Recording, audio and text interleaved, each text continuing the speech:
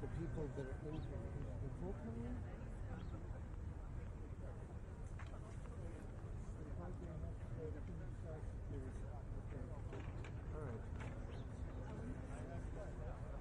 All right, thank you.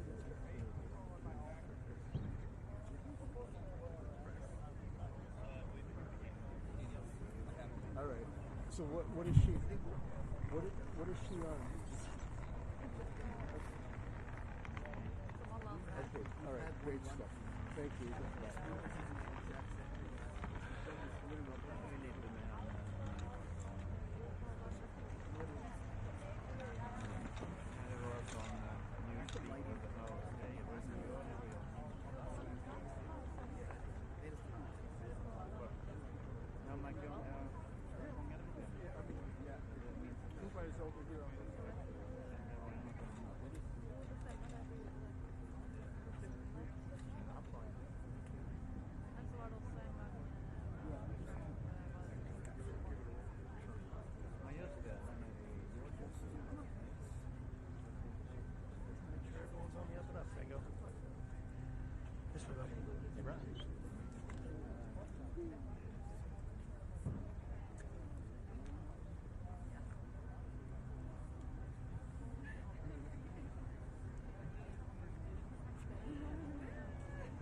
Come on, big guy.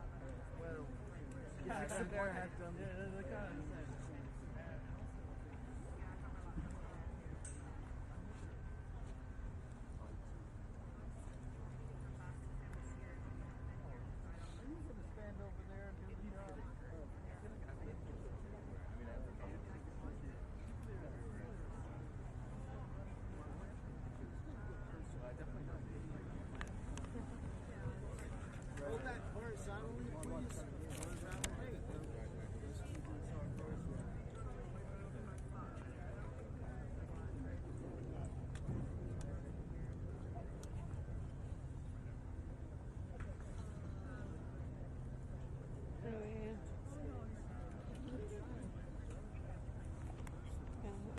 Are you good?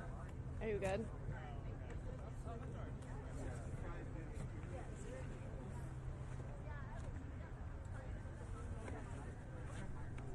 Oh, look at that.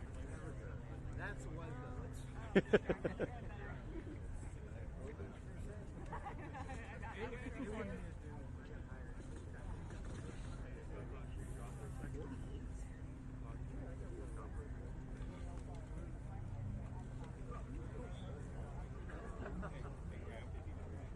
Everybody got it? Thank you.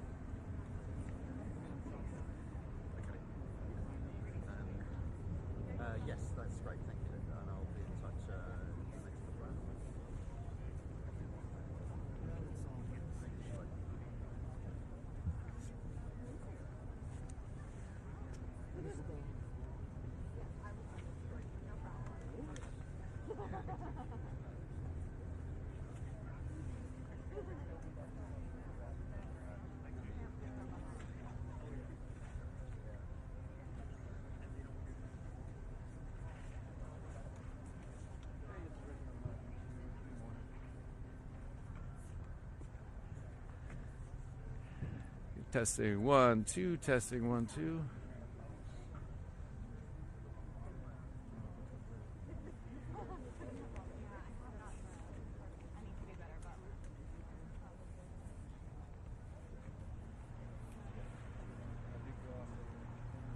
Good morning.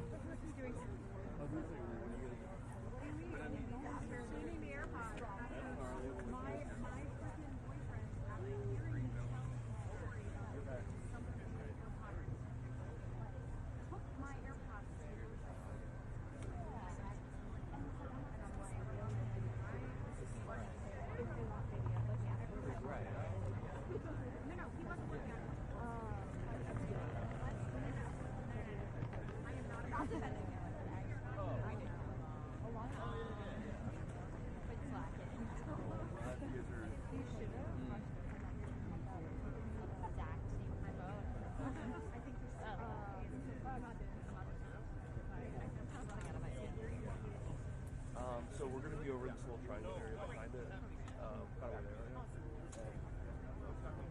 Perfect. Cool. Yes, the new one. I'll let you guys do that. You're like, I'll let you finish that first endeavor.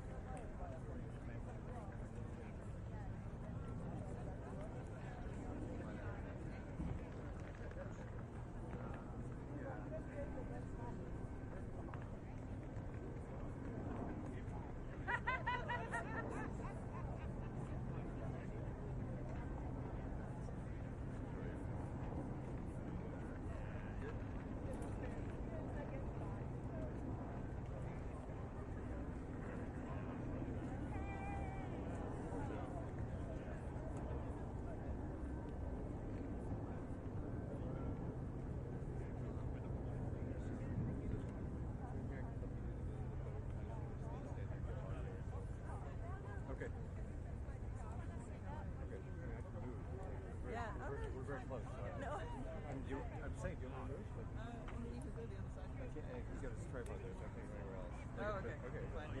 Okay.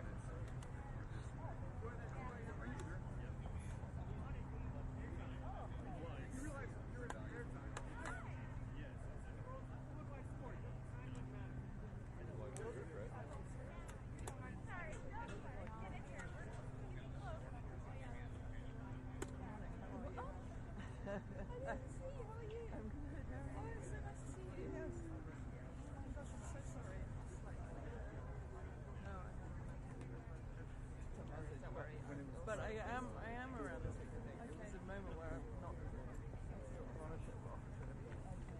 But, yeah.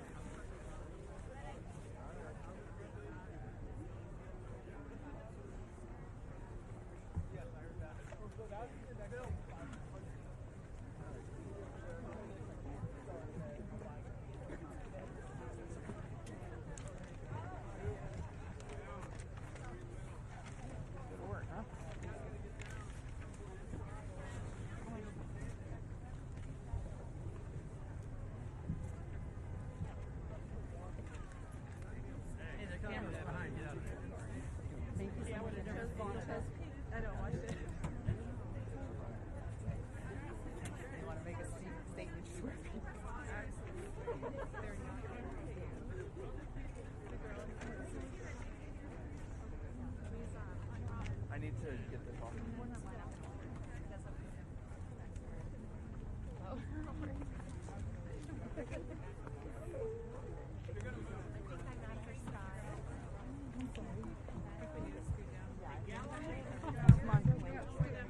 Scoot all the way down. We'll just go as you need to.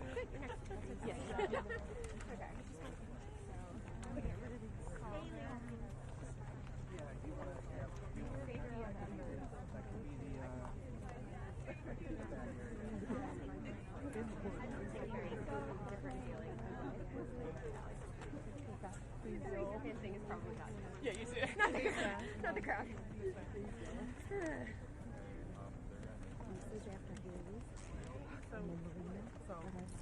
I'm going to run. I'm going to very quick. And then I'm going to say the next survivor, it will be Lisa Phillips. And then Lisa, after you're done saying your 2 minutes, you're going to say the next survivor can be Oh, that's okay. Yeah, everybody knows what comes after you. No, but if you're just going to be... You don't even have to say the last name. Just say Marina if you want. People, she's only Marina.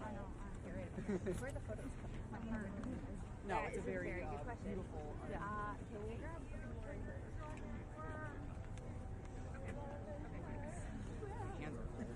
I know, I left my card. Not for you. In front of you. No, you're good. It looks nice. You brought your whole tablet, girl. I can't wait till I love you so much. I couldn't read off my phone. My mom was so small. No, exactly the same. How are you?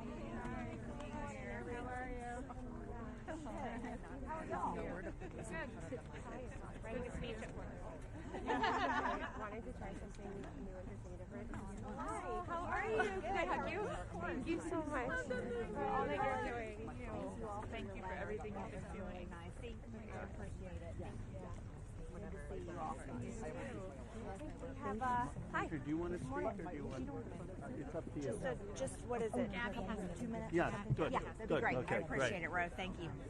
Thomas? How are you? Let her go before me. Scott. Whatever. order, Whatever. guys. Okay. No, you do. You're the Okay. shirt sponsor. She's gotten in enough trouble. Are we ready? Yeah. Great to see you all. Why do I have to follow you? Good morning.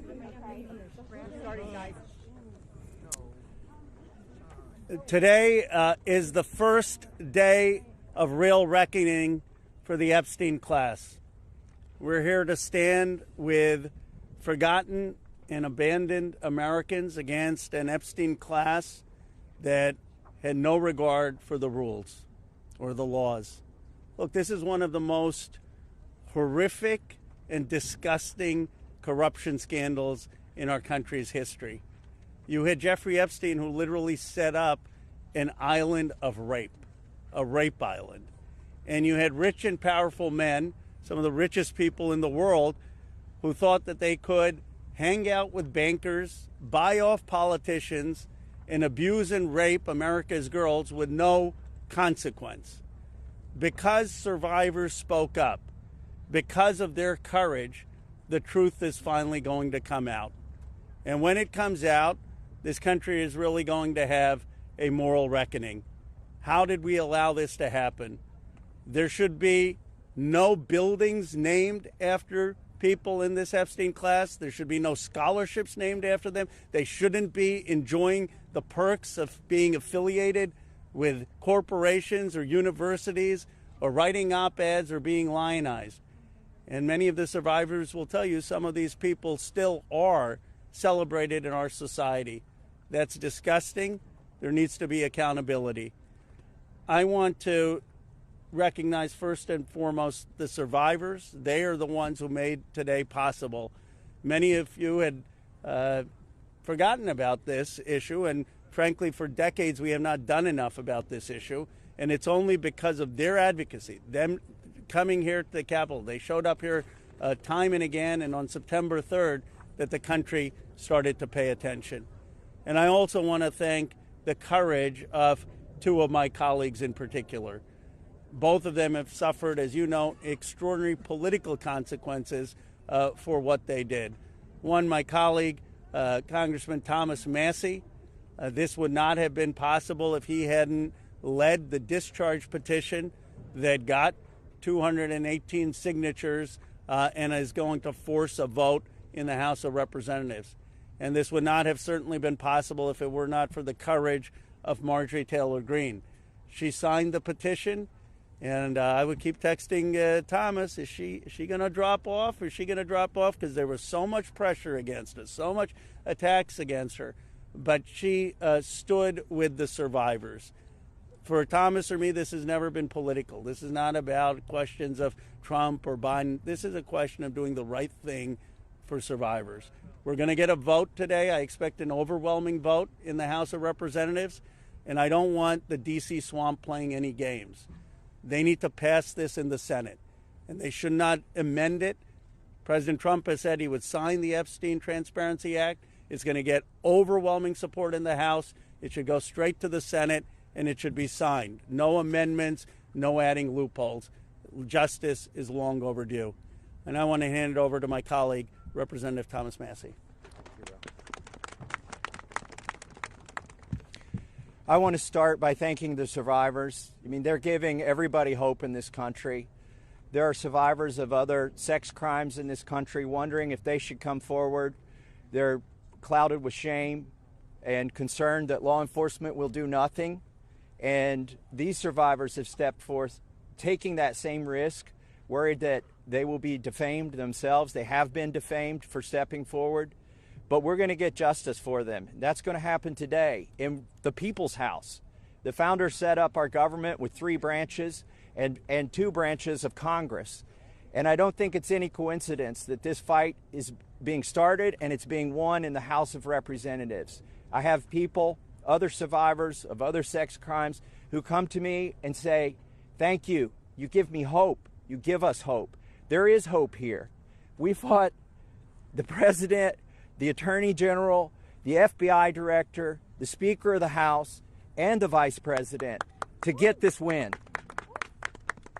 But they're on our side today, though. So let's give them some credit as well. They are finally on the side of justice. And as Rose said, don't muck it up in the Senate. Don't get too cute. We're all paying attention. If you want to add some additional protections for these survivors, go for it. But if you do anything that prevents any disclosure, you are not for the people and you are not part of this effort. Do not muck it up in the Senate. So with that, I just want to say I am hopeful too. I didn't know that we would succeed when Roe and I started this effort. Most discharge petitions never make it, maybe only 4%. So we had long odds. But we had some brave women on the Republican side. My colleague Marjorie Taylor Greene is one of them who's here with us today. You cannot even imagine the consequences that they have suffered.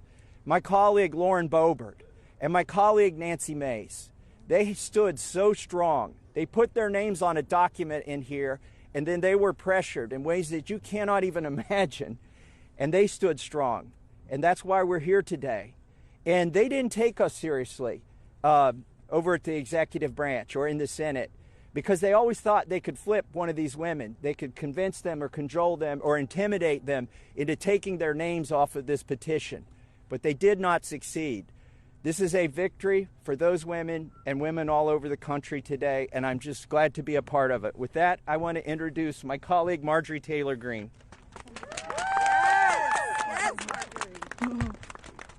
Thank you, Thomas. Thank you, Ro. I woke up this morning and I turned to my weather app to check the temperature, and it was 32 degrees. And my first thought was, hell has froze over. I want to speak goodness and love and hope into the women standing behind me and all of the other survivors whose names you don't even know, but stand with these women. They are survivors, and they are strong, and they are courageous, and they are daughters of God. They are not victims. These women have fought the most horrific fight that no woman should have to fight, and they did it by banding together and never giving up. And that's what we did by fighting so hard against the most powerful people in the world, even the President of the United States, in order to make this vote happen today. I was called a traitor by a man that I fought for 6 years for. And I gave him my loyalty for free. I won my first election without his endorsement, beating 8 men in a primary. And I've never owed him anything, but I fought for him for the policies and for America first. And he called me a traitor for standing with these women and refusing to take my name off the discharge petition. Let me tell you what a traitor is. A traitor is an American that serves foreign countries and themselves. A patriot is an American that serves the United States of America and Americans like the women standing behind me. And I want to tell you that this only became possible today because the American people, whom we serve as representatives here in Congress, demanded that this vote happen, and they put more pressure on every single elected politician in this city than has ever been put on them. And today you are going to see probably a unanimous vote in the House to release the Epstein Files, but the real fight will happen after that.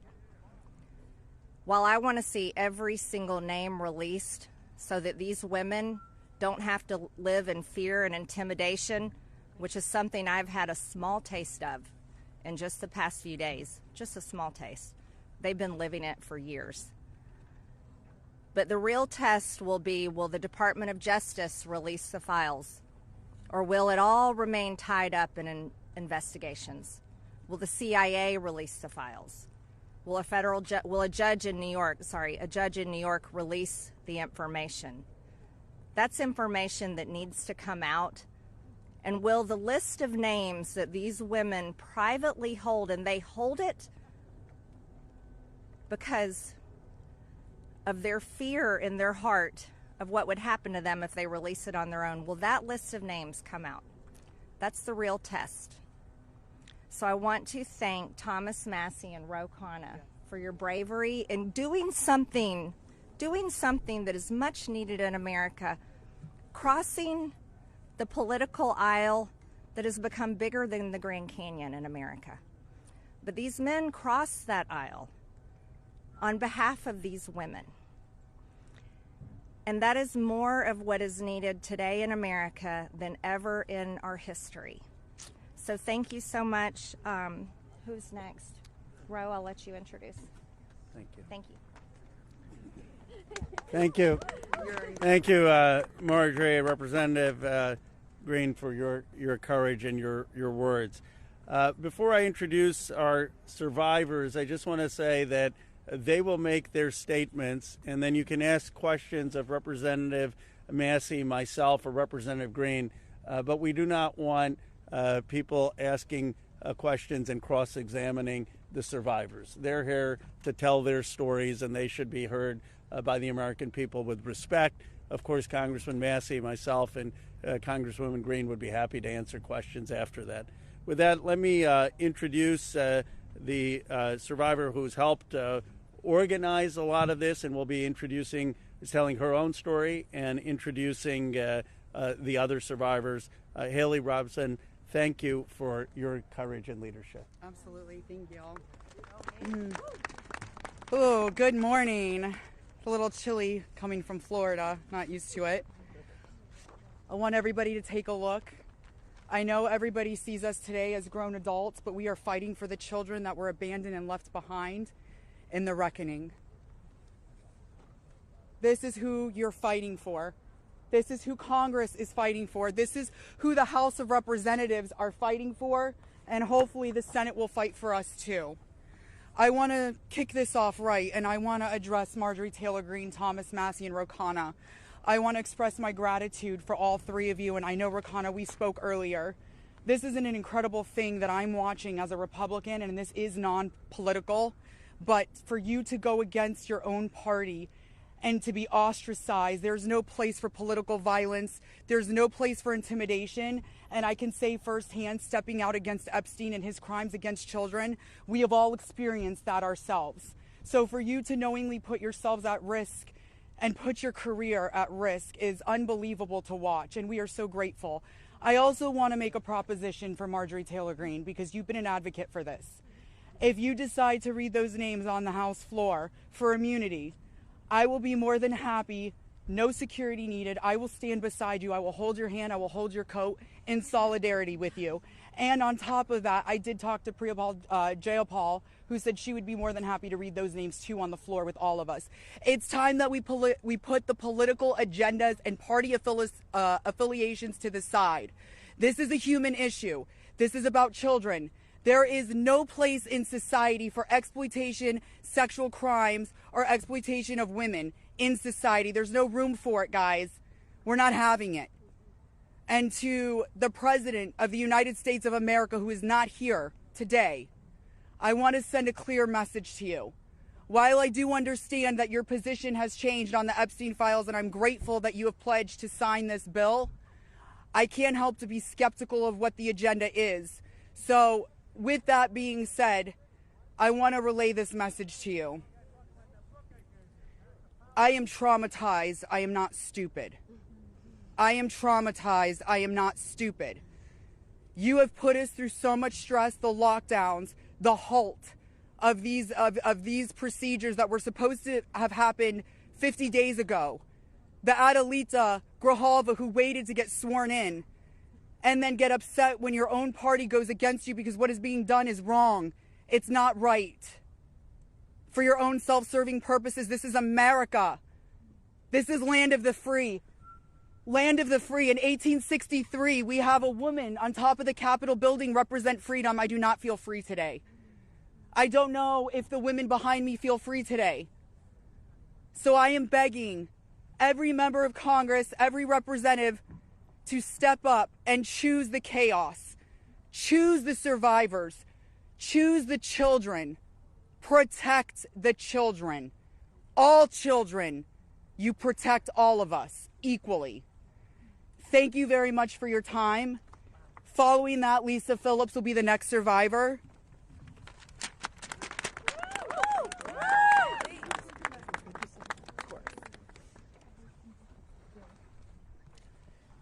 Good morning.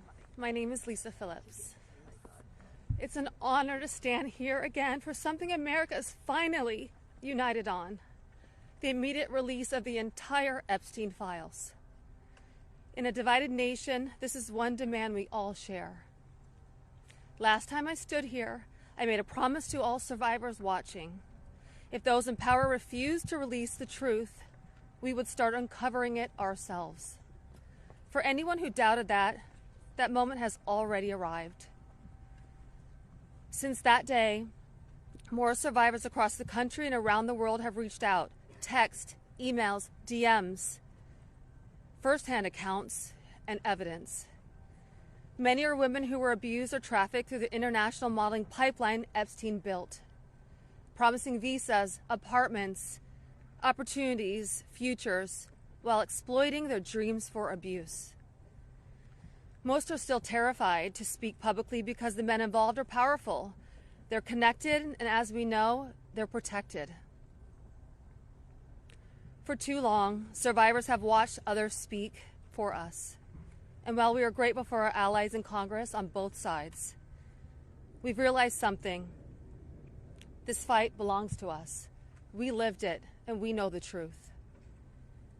And we will not wait quietly for institutions to decide when we're allowed to speak. The survivors now coming forward have entrusted us with their stories. We are sharing that information with the proper authorities, and when it can safely be made public, it will be. So today, we are launching something historic. The first national, survivor-led political movement in America. Nonpartisan, laser-focused on exposing the systems, the loopholes, power structures, and silencing mechanisms that have protected predators for far too long. We are stepping directly into the halls of power, into the political arena. We will help rewrite laws that failed us and build protections for our nation's children together, targeted by sexual exploitation. Together, today, survivors begin our own fight, the survivor revolution. And we intend to change this nation for the better. If you're a survivor who wants to join us, please reach out. And to anyone who benefits from the current system, intentionally or not, remember this. Alone, yes, we are afraid. But together, we are feared. Thank you.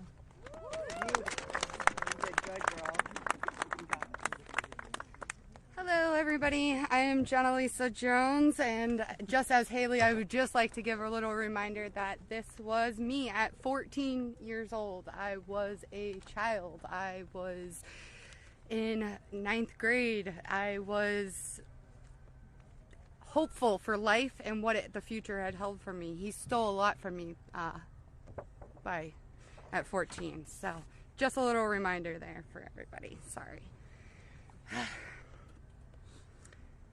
So,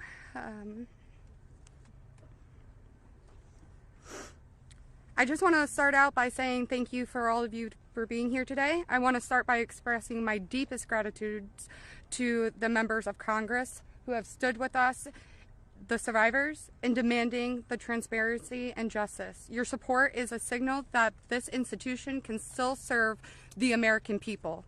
This issue was never one that should have divided us the way it has. In fact, it should have united us. Sexual abuse is not a Republican issue. It is not a Democratic issue. It is also not a hoax. We are here as American survivors of a man who used his wealth and power to hurt young girls and women. The world should see the files to know who Jeffrey Epstein was and how the system catered to him and failed us. Emotionally, this process has been distressing.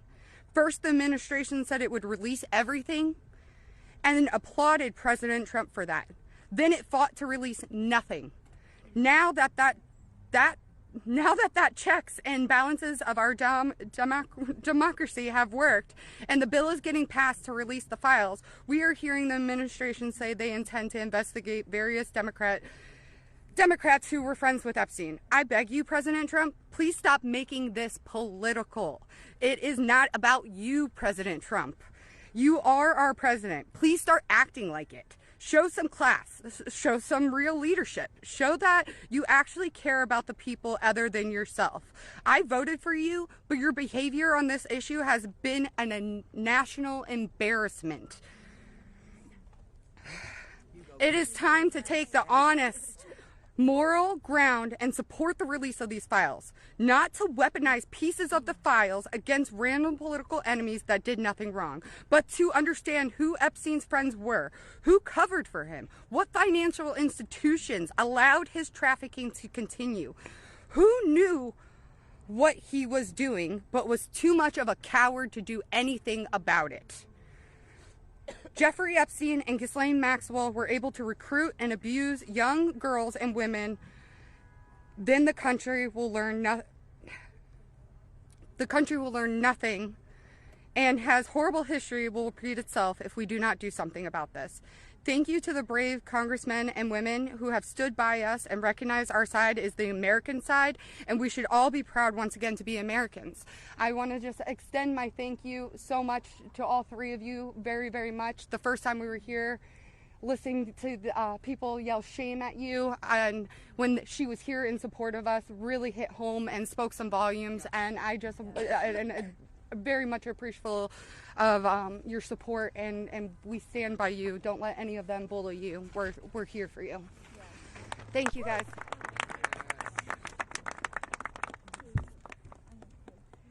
Wow. Good morning, everyone. Thank you all so much for coming together today and taking the time to listen to us. Your presence means the world. and it shows commitment to understanding and supporting survivors and Americans. I stand before you today with a heavy heart. I originated from Brazil, and I came to the United States when I was 8 years old. I was only 14 when I first encountered Jeffrey Epstein, and my daughter is now almost at that age. At 14, the only things she should be concerned with are going to school, practicing at her cheerleading competitions, and enjoying her time with her friends and family. She should not have to bear the burden of worrying about being manipulated or exploited. At this age, she is still a child, and no child should ever have to face such threats. I also want to address a troubling statement made by a prominent figure on a major platform who suggested that a 14-year-old should not be considered a victim of pedophilia. This is a dangerous and incorrect notion. When we talk about how children at 14 should still be treated as children, I ask you to look at the young people around you. Remember when you were that age? Do you think you should have been responsible for being groomed? Put yourselves in our position when we were young. I'm here today not to just share my story, but to call on all of you to help make a difference. We need to support to push for the Transparency Act and release the Epstein Files. Please reach out to your Congress members and senators and urge them to support this crucial legislation. The truth is something that we all deserve, and it is vital for safety and protection of the future of generations. Think about all the young people in your life, your daughters, your nieces, your friends. Let's stand together and ensure that they grow up in a world where they are safe and valued. I often wondered, why did this happen to me? And then I realized, God only gives you what you can handle. I'm here for a purpose, and that purpose is to make a difference today. So, let's stand together to protect our children and our peace. Thank you.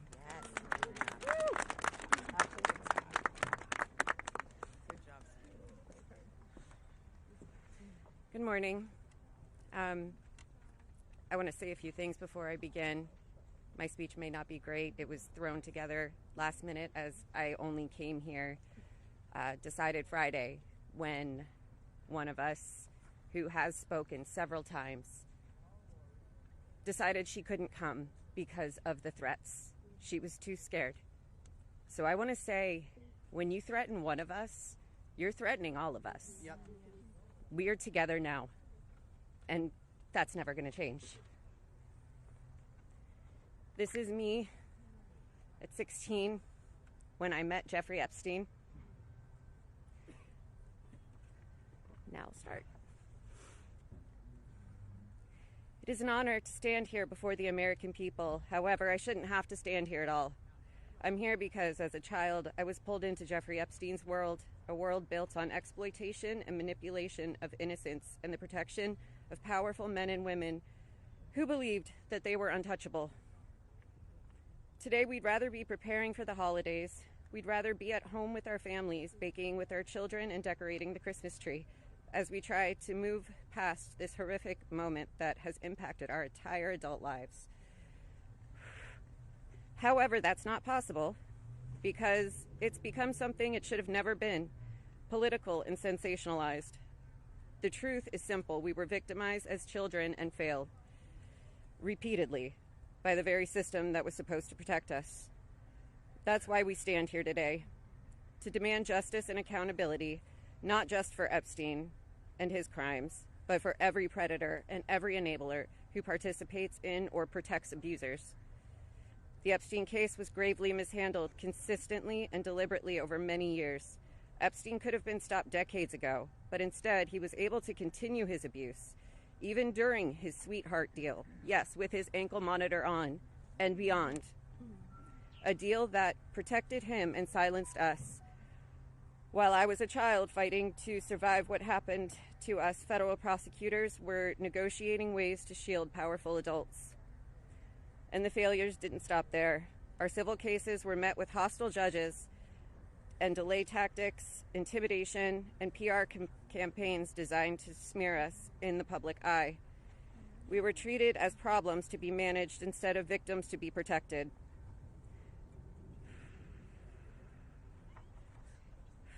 Today, something has changed. Individually, our voices were whispers. Together, they've become impossible to ignore.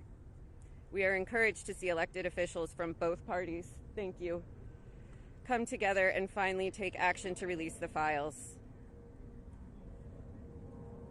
I'll leave it there. Thank you. Good job. Yes, Ashley. Good morning. My name is Wendy, and I'm standing here today with a truth that still scares me to say out loud. I'm going to put this down because I can't hold both, as you guys saw, but that was me when I was 14 when I met Jeffrey Epstein. None of us here signed up for this political warfare. We never asked to be dragged into battles between people who never protected us in the first place. We are exhausted from surviving the trauma and then surviving the politics that swirl around it. When survivors travel to speak, to advocate, to stand for the truth, we do it with our own money, from our own pockets, carrying our own fear, shaking in our own bodies. There is no team, there is no paycheck. It's just us hoping our voices make a difference. And it puts a pit right in your stomach because you know you're standing on the right side of history. Yes. But standing on the right side of history is not a comfortable place to be. Yep. It never has been. And in a sick, heartbreaking way, it's an honor to show up, an honor to speak here, and an honor to stand in light when the world tried to keep us in the dark. And what keeps me standing is, even with all this fear, I have a 14-year-old daughter myself, the same age I was.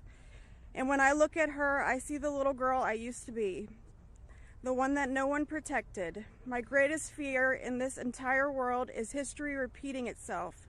And I will do anything, absolutely anything, to make sure that she has to never be one of these girls standing in front of a crowd like this today in her life. So today, from the safest and bravest places inside myself, I am asking Congress, please pass the bill. Please release the records. Stop making survivors fight alone for the truth that should have protected us in the first place. To the representatives that support us, thank you. Thank you for standing beside survivors so we don't have to face this fear alone. Thank you for choosing what is right over what is easy. And every survivor who is scared right now, your fear is real. Your courage is real, and even though we're terrified, we keep showing up. Because someone has to tell the truth. Someone has to protect these children. We deserve safety then, we deserve it now. And we are done being afraid so others can stay comfortable. So with that, I want to say thank you guys for having us. And I just hope that people can remember that as survivors, our story never leaves us, but the choice that you make to pass this bill, your career is in front of you. And that choice will follow you. Everybody will know. So thank you. Beautiful. Good job, Wendy. Well said, Wendy. You're incredible. Hello, everybody. My name is Danny Bensky. This was me at 17 years old.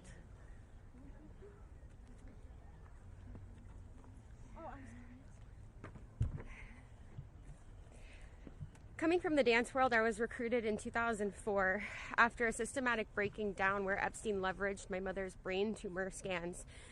He threatened me to withhold care for her. He trapped me in a year-long cycle of abuse.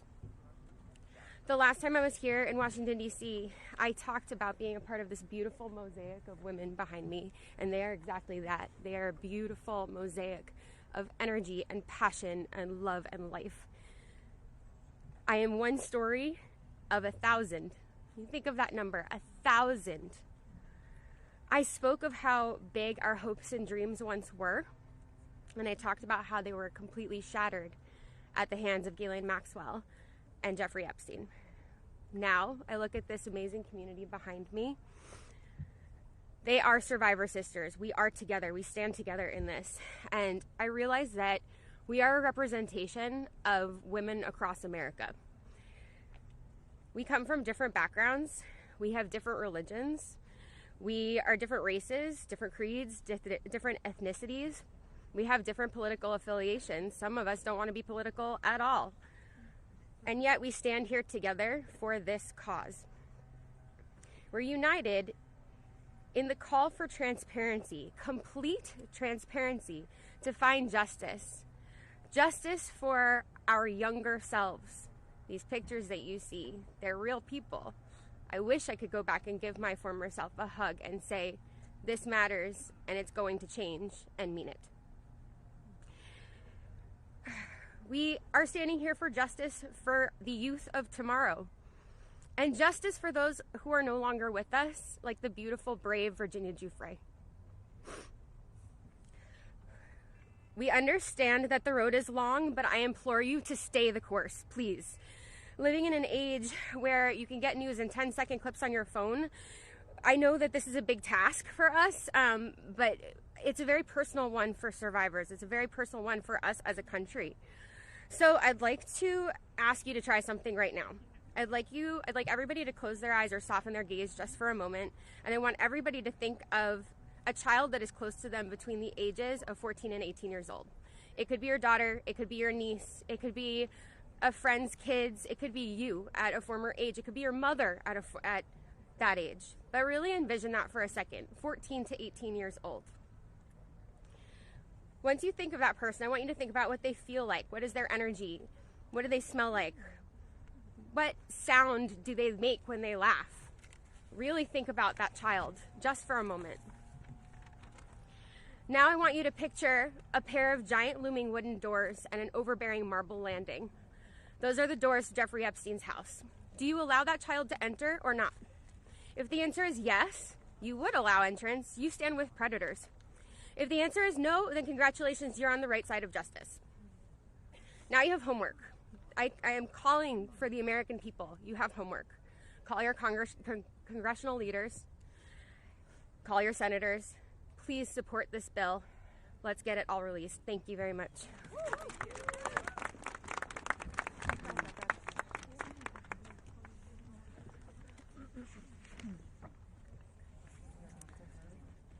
Good morning. My name is Annie Farmer, and this is a photo of me and my sister Maria Farmer. Around the time I was 16 and she was 25. That's how old we were when we were abused by Epstein and Maxwell. Survivors have repeatedly stated that our pursuit of transparency and justice is a nonpartisan issue. But given the political noise surrounding this case, I just want to remind people of some of the facts. In 1996, when my sister Maria bravely blew the whistle on this group by reporting to the FBI what Epstein and Maxwell did to both of us, they hung up on the phone on her, and there was no follow-up of any kind. Bill Clinton was president. In 2006, the FBI came to us, finally interviewed us, and asked us both to be witnesses against Epstein. We were very anxious, but we agreed. And then we didn't hear back from them due to their infamous sweetheart deal. George W. Bush was president. In 2015, when the DOJ was sent FOIA requests for Maria's FBI files, and they were denied, as they have been many times, Barack Obama was president. In 2019, when Epstein died in prison due to either negligence or foul play, Donald Trump was president. In 2023, Maria's attorneys sent a letter on her behalf to the government, requesting an investigation into the repeated law enforcement failures in this case, similar to what was done in the case of Larry Nassar. They declined to do so. Consequently, my sister filed notice that she would be suing the government for failing to uphold its legal, ethical, and moral duties in this case. Joe Biden was president. This year, after campaigning on a pledge to finally release the files, under Trump's second presidency, the DOJ announced they were closing the investigation into Epstein's co-conspirators, and then transferred Ghislaine Maxwell into a prison camp, where it is well documented that she is receiving special treatment. This is not an issue of a few corrupt Democrats or a few corrupt Republicans. This is a case of institutional betrayal. Because these crimes were not properly investigated, so many more girls and women were harmed. My sister, because of her bravery, was repeatedly threatened and lived in fear, with dire consequences for her health and her career. 30 years later, even as oceans of allegations and obvious truths have emerged, the government has still not chosen transparency. This is why we have all come together as one united voice to demand the release of all the Epstein Files and to finally bring the truth out of the shadows. Yes. Yeah.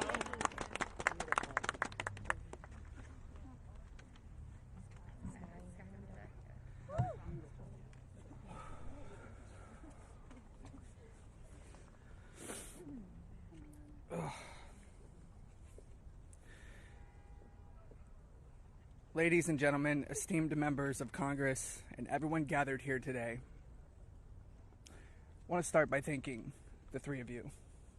Thank you. It takes a lot of bravery to do what you're doing. We hear you. We see you. It means a lot for you to be here with us, and I know my sister would be incredibly proud. This is the moment she was fighting for and the moment that all survivors are fighting for, so thank you. My name is Sky Roberts, and I stand before you as the brother of Virginia Roberts Giuffre, a warrior, a mother, and a sister whose legacy will forever resonate in the hearts of those who understand the fight against injustice. Today we find ourselves in a place of deep sorrow, shattered by the loss of our beloved sister. Yet, we are honored and privileged to carry her voice forward and continue her relentless fight alongside her fellow survivor sisters. Virginia's story is one that should have been filled with promise, but instead it became a harrowing tale of exploitation and survival. At just 16 years old, she took a job at Mar-a-Lago, believing she had secured a dream summer position.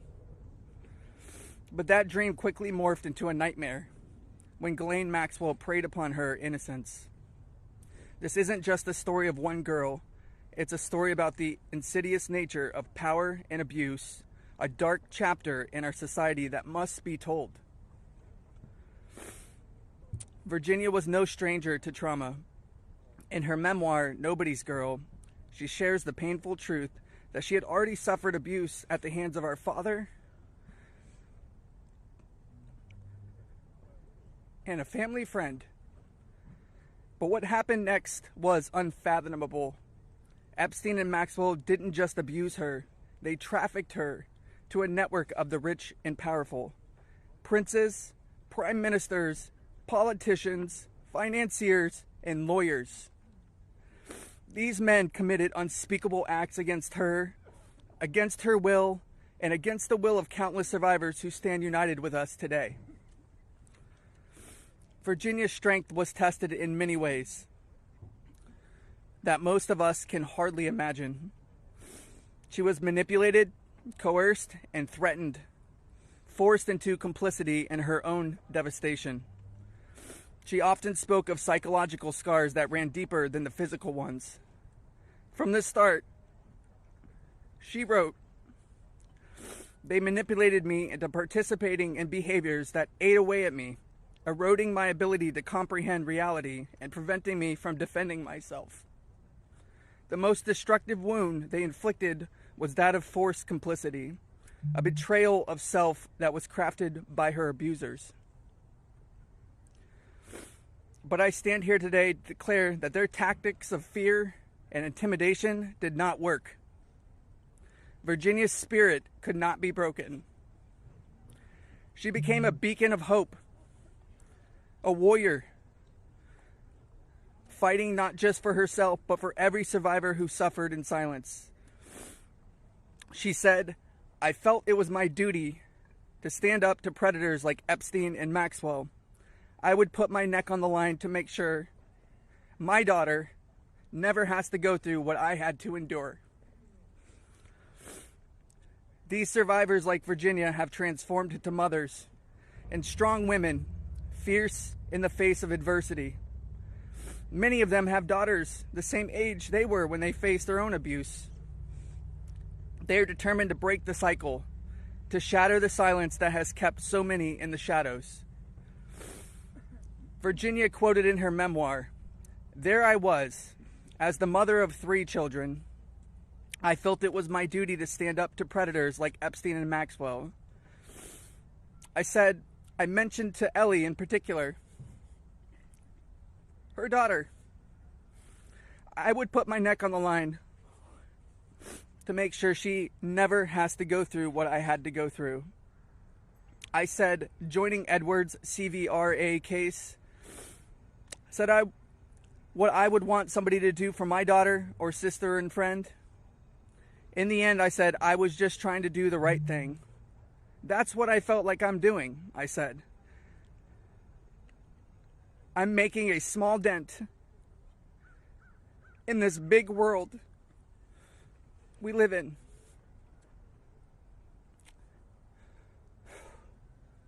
Well, sissy,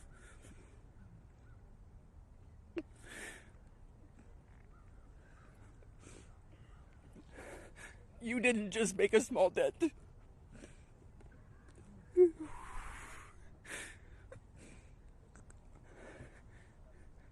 You made a monumental impact, a resounding statement that echoed across the world. You built an unbreakable wall, a barrier that will protect future generations from the horrors of abuse. As we gather here today, I urge each of you, members of Congress, advocates, and all those who hear this message to join us in this fight. We demand justice, accountability, and support for survivors. And we keep getting asked this. What does justice mean, you ask? It starts with acknowledgement. That's the first step. Acknowledge in the face of survivors that this happened and that this is true. Your vote carries that weight. My sister is not a political tool for you to use. These survivors are not political tools for you to use. These are real stories, real trauma, and it's time for you to stop just talking about it and act. Vote yes.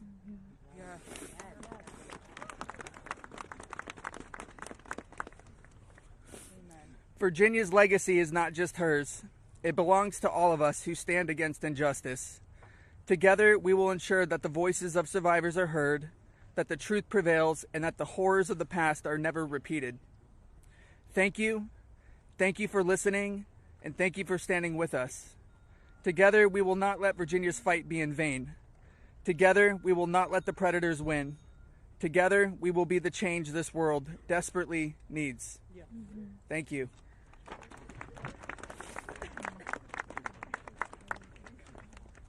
It was so beautiful.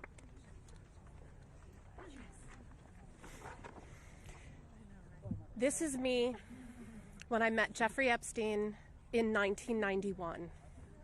I always share the date when I talk about my story because people rarely acknowledge how long this has actually been going on. And for too long, truth has been buried, survivors have been silenced, and powerful people have been protected. And today we stand in a moment that will decide whether our government still belongs to the American people or to those who prey on them. Because when mountains of evidence and decades of victim reports across 5 administrations still lead to sweetheart deals or no prosecution at all, this isn't just one case gone wrong. It's an institutional failure on a historic scale, and every member of Congress in this administration must answer for that failure. Millions of sexual abuse survivors know the pain of speaking up and watching the institutions that are meant to protect them look away. We're not alone in this. Epstein may be the headline, but the betrayal reaches every corner of our country. And if our justice system can collapse this completely for so long, then Congress cannot pretend that the system is working. Not for us, and not for the generations that will live with the consequences of what they choose now. One long overdue step towards repairing this damage is the Epstein Files Transparency Act. Because without transparency, there's no accountability. Without accountability, there is no justice. And without justice, democracy dies. Yes. So representatives, you have a choice to show millions of Americans whether you stand with us or with the powerful predators that are counting on your complicity. Thank you. Yeah. Good job.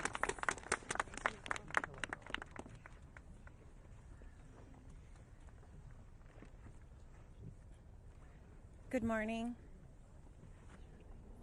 This is me. This was me. My name is Charlene Rochard, and I stand before you today not as a victim of rumor or conspiracy, but as a survivor of Jeffrey Epstein's abuse. Far too long, survivors like me have been dismissed, silenced, or told that our pain was exaggerated or fabricated. Let me be clear. This is not a hoax. Yes, it's not.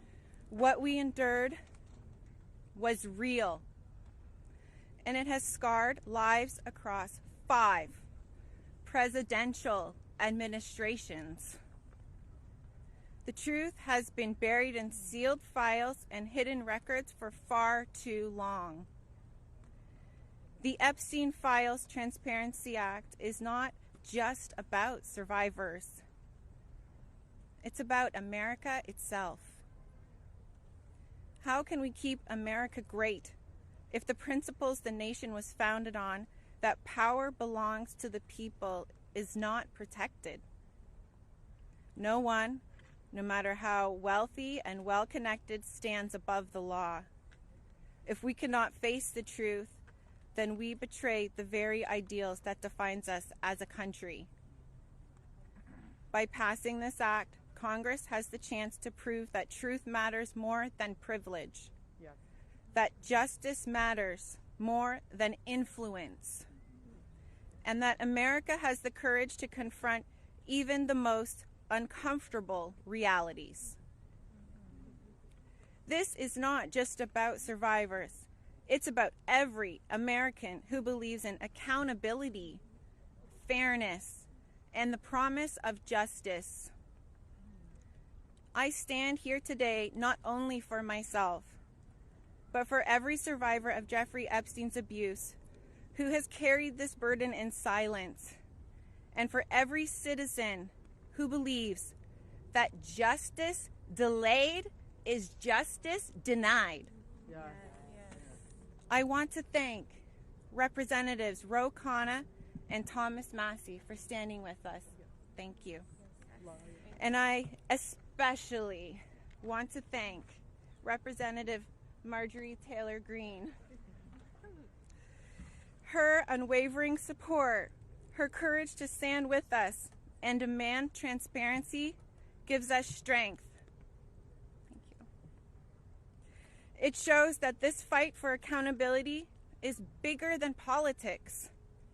It's about humanity, justice, and truth. This is about America's future. It's about whether we, the people, will be heard when we have the courage to stand for truth and justice. Our voices are real. Our pain is real. And our demand for justice will not be silenced. Thank you. Amen. Yes. Girl, Charlene. Hello. Good for you, girl. You did amazing.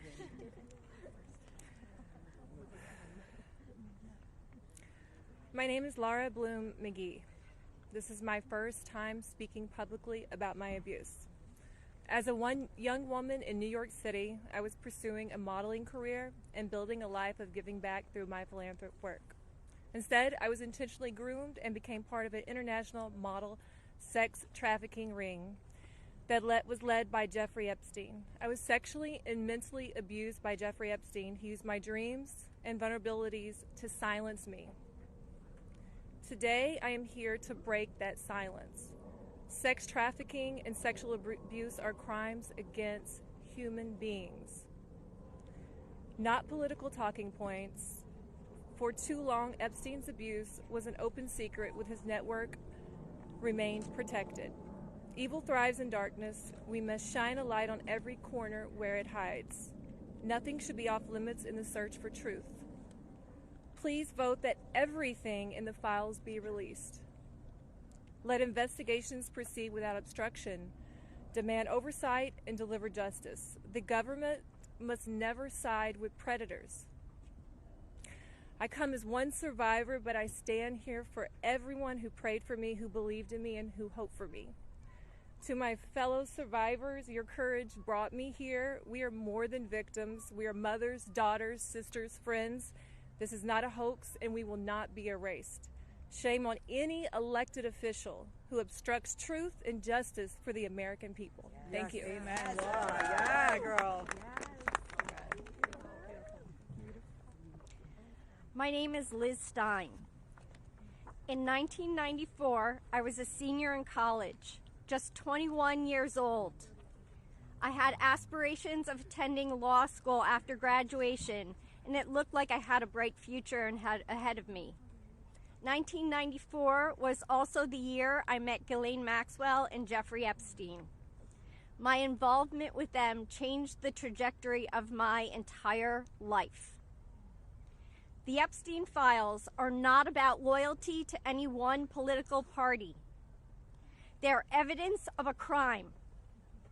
We stand here today, victims of the crime of sex trafficking.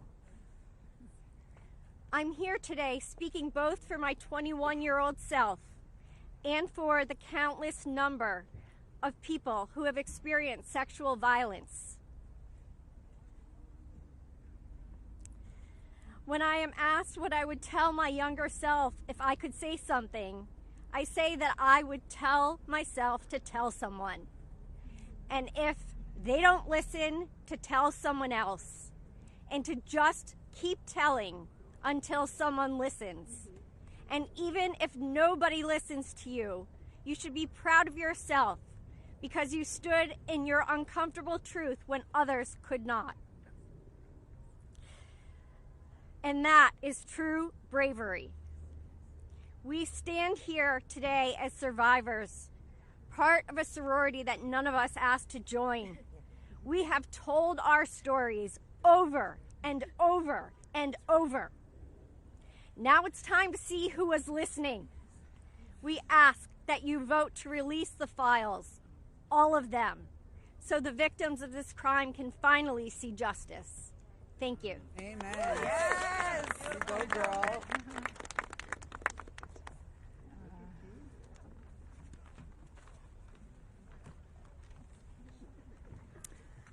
Well, hello, everyone, and I want to first say thank you for your ongoing leadership. I know it must not be easy thing to do, much like it's not easy for us to be doing this, so I guess we're in this together, so thank you so much. I feel like our courage has, we're reflecting, mirroring courage, because that's what it takes to do this, right? So this was me at 22 years old. I was not a child, technically, very young adult.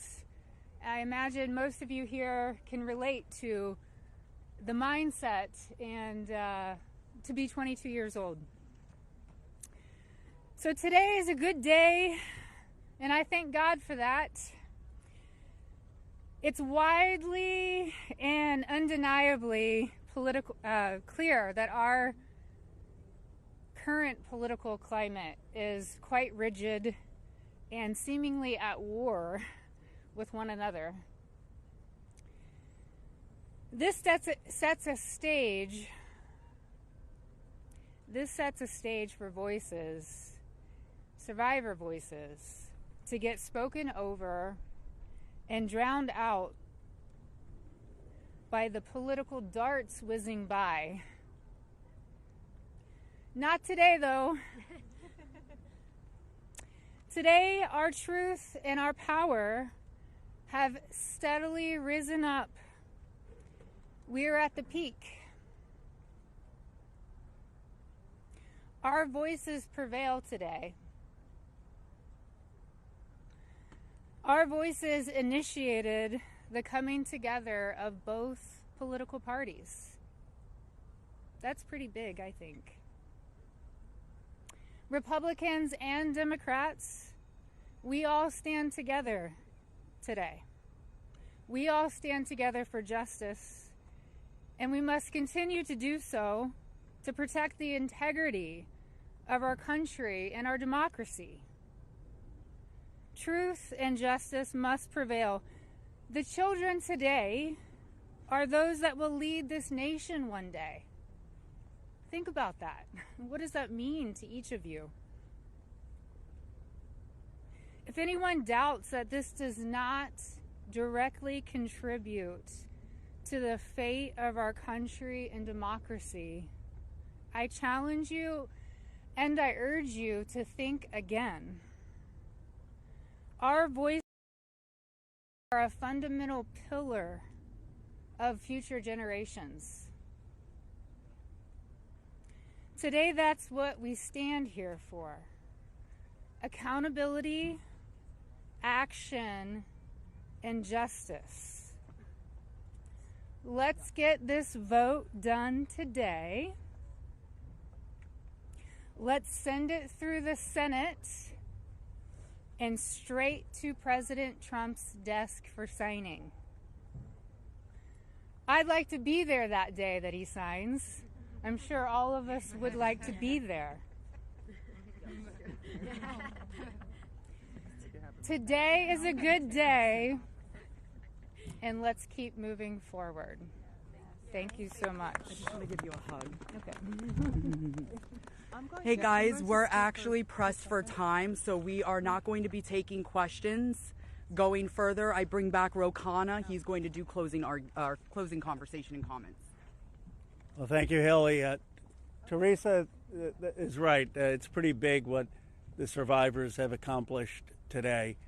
And I just want to say how eloquent, strong, and admirable they were. Let's give them a round of applause for their courage. Thomas and Marjorie and I will take a few questions from people who haven't. Yeah. Go ahead.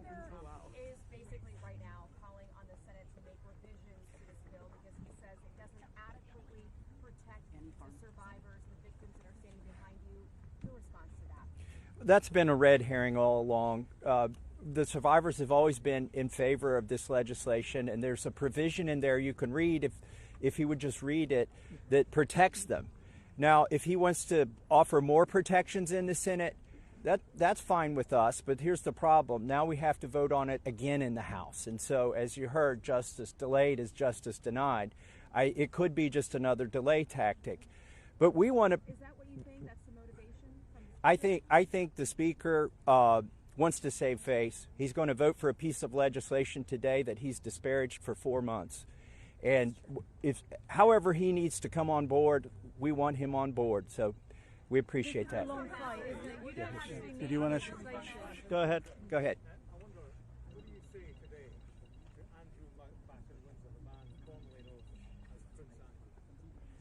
Well, you know, there's becoming a reckoning in Britain that needs to happen in the United States. A prince lost his title. The ambassador to the United States lost his job. We need to see those same kind of consequences here. As my colleague Rose said, there shouldn't be buildings named after these perpetrators of these heinous crimes. There shouldn't be scholarships named after them.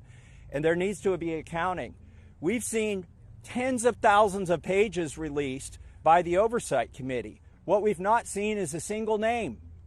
So I implore you to look and see if we have true justice and transparency in here. And the survivors will know when that has happened. And I do think that Prince Andrew does need to come and testify at our Oversight Committee, and that can be bipartisan. But I share Thomas's view that the urgency that the British people have shown in getting justice needs to inspire an urgency here in America. Go ahead. Go ahead. Go ahead. You don't need legislation to get the files released. President Trump could just release them today. Well, Is that frustrating for you? Why isn't he doing that? And also, did you ask him to be here today? It's a really powerful moment, this. Look, I'll let my colleagues speak. I hope the president meets the survivors, and I hope when he signs the bill, the survivors are there. I don't care if I'm there, Thomas Massey is there, Representative Green's there, but the survivors should be there. But I hope he meets them, because I think if anyone who meets them and sees their emotion will be moved.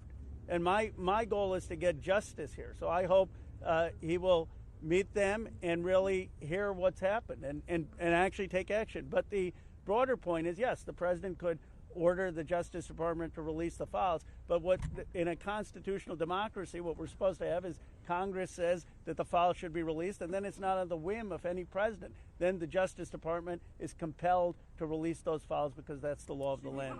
Let's just take a, yeah. Take.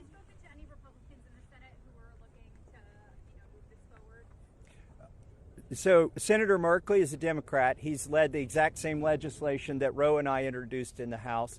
One Republican co-sponsored his bill yesterday, and I have spoken to at least one more who says they will co-sponsor. The important thing about the Senate is that they need not to muck this bill up. There's a lot of attention on here. We've needlessly spent 4 months dragging this out. A duly elected representative, was denied her seat in Congress for 49 days, and it's time to pull the Band-Aid off. The Senate, it may be tempting for them to get cute and to do things that will limit the release of these documents. They are afraid that people will be embarrassed. Well, that's the whole point here. They need to be brought to justice, and embarrassment is no reason to stop it. So the Senate, John Thune, it's up to him. He needs to bring this to the floor of the Senate, and I think the vote today will show that in the House. And the president, look, the president has said he would sign the bill. You're going to get almost a unanimous vote here. So you have the president and a unanimous Congress believing that this protects the survivors and is calling for the release. There's no reason for the Senate now to, as Representative Massey puts it, muck around with it. They need to put it up, have a vote, have the president sign it. If there's any further protections, they can do that through the DOJ process. But what they should not do is delay a vote on a bill that the House is going to vote overwhelmingly for and that the president supports. On the release of these files, Congresswoman Green, you raised the question of whether or not the Justice Department will actually release these files. Do you take the president at his word when he says he's going to sign this bill, and do you have confidence that these files will actually be released? I only take people's actions seriously, no longer words. And what do you think the president's And I'll tell you, because I wasn't a Johnny-come-lately to the MAGA train. I was day one 2015, and there's a big difference in those Americans and those that decided to support President Trump later on. And I'll tell you right now, this has been one of the most destructive things to MAGA, is watching the man that we supported early on, 3 elections, for people that stood hours, slept in their cars to go to rallies, have fought for truth and transparency and to hold what we consider a corrupt government accountable. Watching this actually turn into a fight has ripped MAGA apart. And the only thing that will speak to the powerful, courageous women behind me is when action is actually taken to release these files, and the American people won't tolerate any other bullshit. That's where we are today. Thank you. Go ahead. 2 more questions, and then we're around all day. Is this a watershed? How would you sum up today in terms of your battle to get to the truth? I would say that these survivors have been fighting for decades, and they finally are being heard by the American people, and we're finally going to have a reckoning for this Epstein class that has gotten away with horrific things. Look, I grew up in Bucks County, Pennsylvania. People went to church, they played Little League, they went to their neighbors for barbecue. They didn't go to a rape island and abuse young girls or traffic young girls. And people with extreme wealth have thought that the laws don't apply to them, and their culture is totally out of touch with the values that built America. And finally, we're going to have a reckoning over it. How worried are you? Let's take the lady here. Let me ask you this. You said you wanted this to go straight to the Senate. What message does it send to the survivors behind you if the Senate doesn't act quickly to move this bill forward? Well, they're not here. They're not going to answer questions, so I'll answer a question. I prefer, actually, it goes straight to the president. He can release these files without the Senate acting. Sometimes they take a long time to get things done. The House figured out a way to take 4 months to get this done. I think it's disrespectful to the survivors if they delay this. There's nothing more important than cleaning out the rot in this country. And this is rot, and it's not a partisan issue. And the senators need to get on this. Yes, the economy is important. Yes, international policy is important, but there's nothing more important than getting to this rot and cleaning it out. They should put it at the top of their agenda. There's a provision in the bill already that would allow the DOJ to not release certain information if it would jeopardize an active investigation, and the president just last week ordered his DOJ to conduct an investigation. What makes you think you would actually, if this bill passes, see these files? There are 1,000 survivors. They can't open enough investigations to cover up everything that's in these files.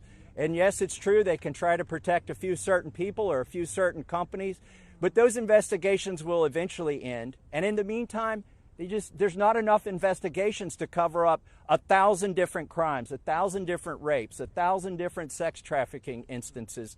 And this is not a moot point, even though they are doing that. And once this bill is signed into law, any career official at the DOJ or the FBI who does not comply with the law is at legal risk. It's no longer just up to the president. Look, we could have passed a simple resolution here in the House, and that would have been the end of it.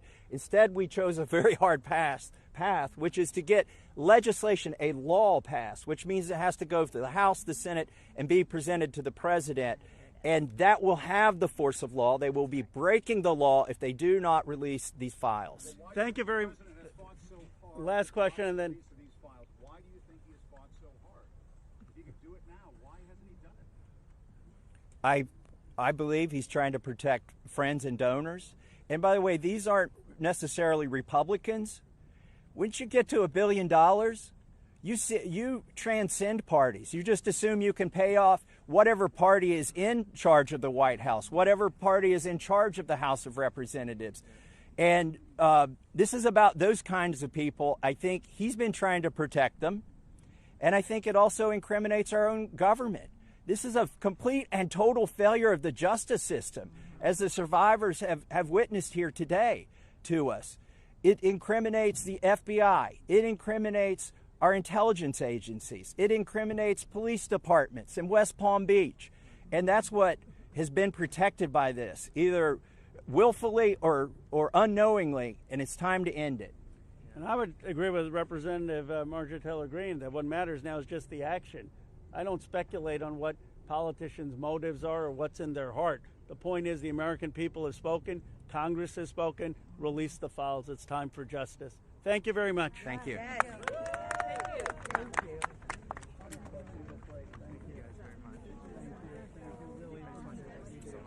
Very brave. Incredible. I appreciated your work very well. Great. Thank you. Said bullshit on TV the other day, and I love that you just said bullshit. I was like,